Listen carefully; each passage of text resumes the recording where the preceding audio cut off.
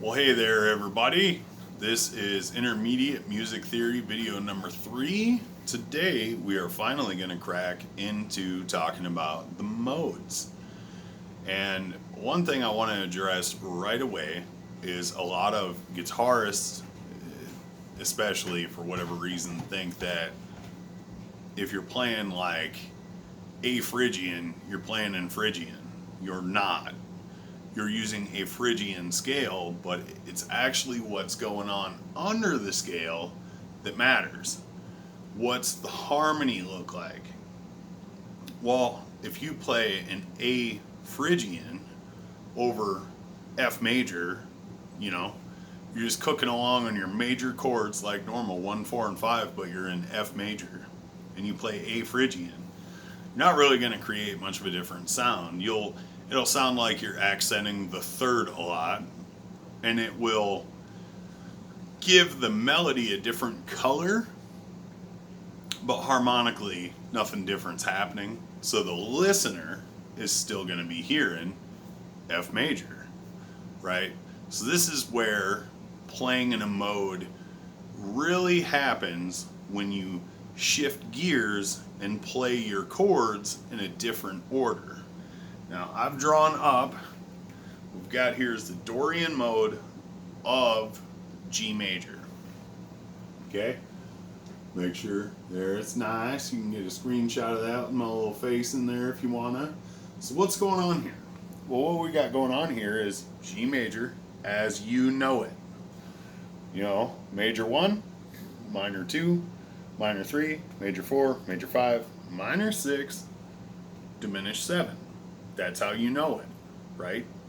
But a Dorian is all of this, only you're starting from the A now. What does that mean? That means that A is 1. So you're still in G major, but now A is your 1 chord, and that shifts everything over a little bit. 1, 4, 5. See how your 5 chord is now what used to be your 6 chord. Everything shifted gears a little. Your 6 chord now is your diminished chord. So if you're going to do a 1, 6, 4, 5, 1, 6, 4, 5 chord progression back to 1, you would now have these chord qualities instead. So it's not going to have the same kind of finality that you feel when you're playing in a major key. So let's fool with the guitar a little bit and see what that's all about. Well, we know that in G major, 1, 4, 5. Okay, now we're going to move up to A Dorian. 1, 4, 5. Back to 1. So now you're 5 back to 1. That's not very strong anymore, is it? Sounds different than what you would expect. Even in a major key, you would expect different, because that 4 in a minor key would be minor, right? Here's minor, here's Dorian. It's completely different. Also, if you're going to do the 1, 6, 4, 5, 6, it's now this guy, your diminished chord.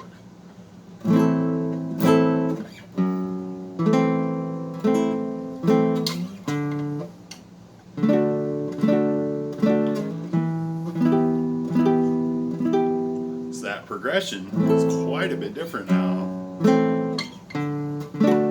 than you've ever heard it before. And that is the whole point of a mode, is you're taking the tonality, the key signature, but adjusting it in a way that allows you to express an idea, a picture, an emotion in a different way. Because these chords,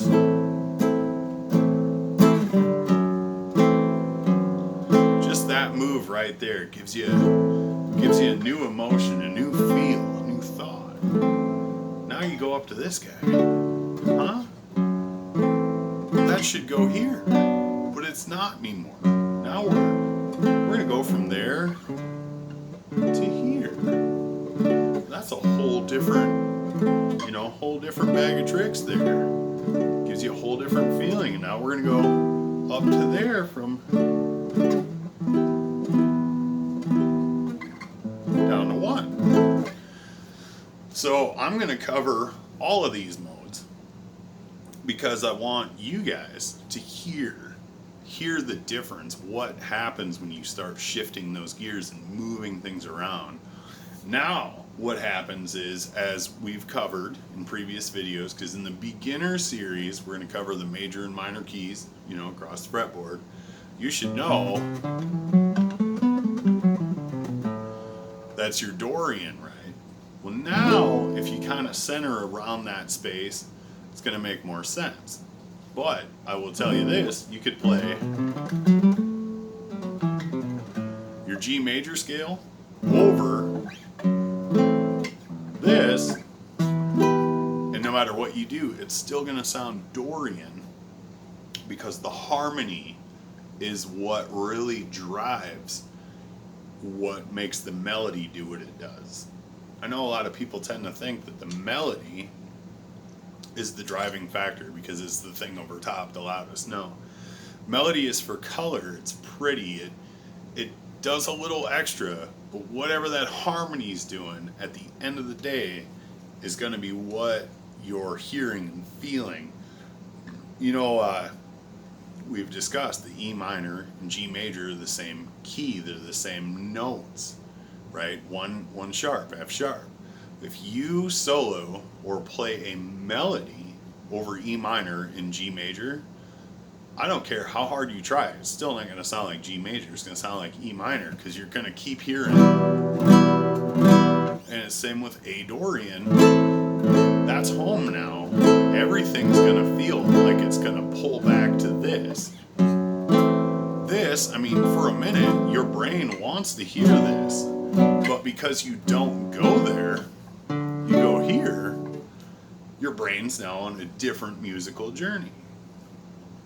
Now, for like Dorian, I'm going to help guitarists out just a little bit. I'll bring the chart back real fast. See how what we have here for our chord qualities. See how that 1, 4, and 5 that are circled? Those qualities. If you know the quality, the chord quality, then you don't need to worry about memorizing a whole new. It's like a lot of people would think of Dorian as like a new key. You don't really need to think about it that way. All you need to know is that's 1. A minor chord is 1. And then you go back a minor third, and you've got a diminished chord. You go up a fourth from 1, and you've got a major chord. And you go up a whole step, and you've got a minor chord. Okay? That's your roots. Those are your chord qualities. Well, once you memorize that, say you're improving, and you decide to shift gears into Dorian, all you got to know is where they relate to each other. Maybe figure out, okay, well, if I'm doing 1, 6, 4, 5, where's my 6? Well, 6 is right there, right?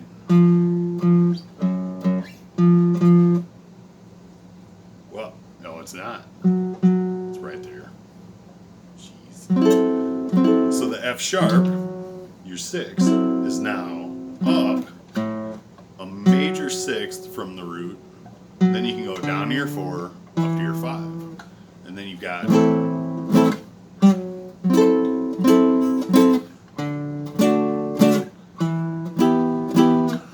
and this is just for teaching purposes so you can hear where the chords go. I'm not trying to like craft some wizardly awesome song for you right now. But get like a small memorization of like, okay, I can go there, or I can go up here. Now those are your strong chords in that key, and strong chords are really the big deal. Clearly, you know that you can go back to the 7. If you wanted to, you can. Like we've discussed before, all of the chords in that key are open to your use. You can use them. It's just in A Dorian, A minor is now your 1 chord. That's home. You have a new home. Everything has shifted around home. You know, before it was 1, 7, 6. Now it's 1, 7, 6 using the chord qualities of G major. So that's Dorian. I hope I've cleared that up a little bit. If not, I'm going to cover every mode. We're going to go through all of them this same way, and I'll try to like give you shortcuts like, okay, memorize, you know, that up a fourth you've got a major, up a whole step from that guy you've got a minor. 1, 4, 5 goes minor, major, minor. Once you have that sort of thing just memorized, then you can do it down here. See, we just switched keys. We're technically, you know, in F major / G Dorian now.